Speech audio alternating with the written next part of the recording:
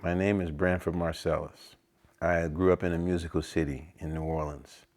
Everybody plays music. Young people play music. So it's much easier to want to play when many of your friends play and the friends who don't play actually admire people who play. What led me to the saxophone was it was completely shallow and immature, but I was playing clarinet and I was pretty good at the clarinet. And then one day I was 14 and I saw these girls, and that's the first time I looked at girls and went, wow, girls are really hot. So they were going into a dance. So like a stalker, I followed them into the dance. And they didn't see me, so I wasn't really a stalker, but it was like a stalker. And what I noticed, I said, well, I was too shy to talk to them. I couldn't talk to them. But I noticed that there was a band on the stage playing, and they had a horn section. And I went, that's how I'll meet girls. I'll join a band. So I have to switch from the clarinet to the saxophone. So I went home and said, Dad, I want a saxophone. And he said, we'll see. And about 3 or 4 months later, it was Christmas, and I got a saxophone. And I joined the band, and the girls only liked the singers and the guitar players. So it didn't work, but at least I started playing the saxophone.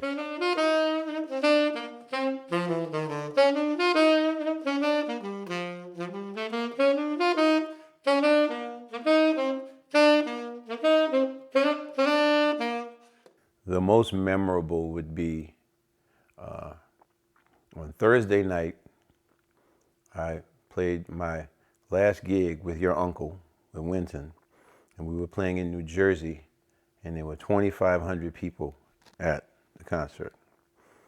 On Friday morning, I flew to London, and on Saturday morning, I played at this concert called Live Aid with Sting, and there were 90,000 people there. So the feeling of 90,000 people, you can't see them all, but the feeling of the energy on Saturday was very different than the feeling of the energy on Thursday. And that's one of those things you don't forget.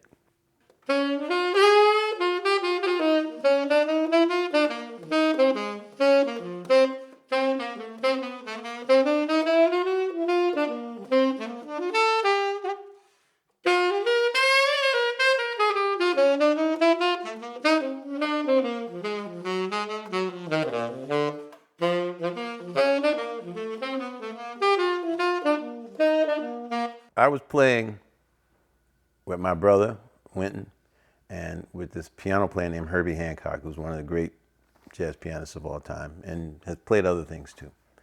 And it was this great band, and it was actually a band that played with Miles Davis in the 1960s. Herbie Hancock on piano, Ron Carter on bass, and Tony Williams on drums. And Miles was in St. Louis with his band playing in front of us. And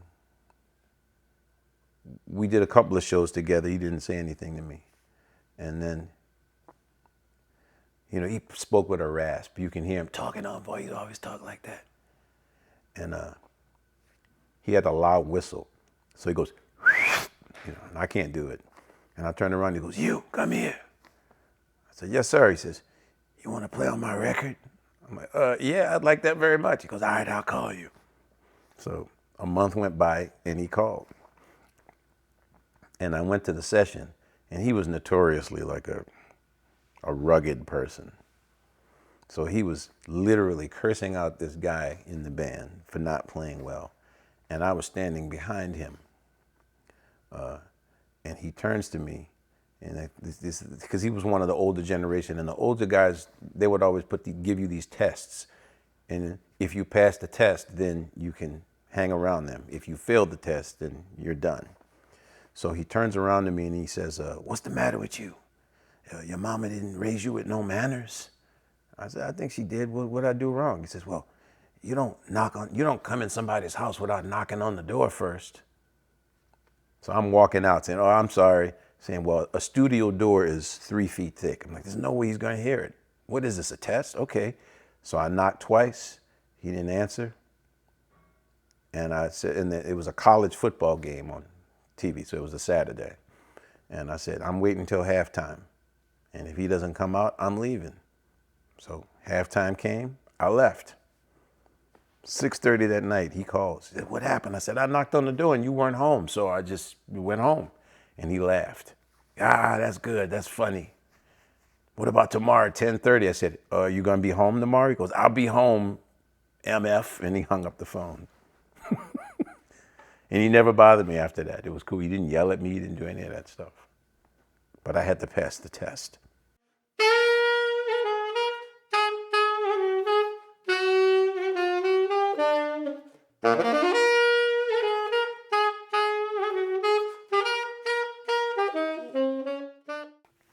Every time I went to a different country, I had a little notepad. And I would write down phrases and words. I learned how to count to 10 and eventually 100 in French and Japanese and Norwegian and Italian.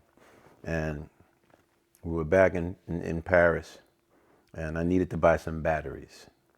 And the batteries are, in French, the word battery is pile, P-I-L-E. So you say, where are the batteries? You say, où sont les piles? So I was practicing walking in, où sont les piles, où sont. So I walked into the store, and the woman says, bonjour, monsieur. I said, bonjour, madame. Je suis les piles. And she starts laughing, which made me mad because they make fun of Americans because our accents aren't great. So she says, no. Do you speak English? What do you want? And I refused. And I said, je suis les piles. And then she's laughing. She goes, oh, attends. And she runs off. And the man, her husband, comes in and says, can I help you? I said, je suis piles. He says, monsieur, I do not understand. You keep telling me that you are a battery. And I stopped. I went, oh, yes. Où sont les piles? And he points, he goes, là-bas. And his wife's in the back going, so there's the story.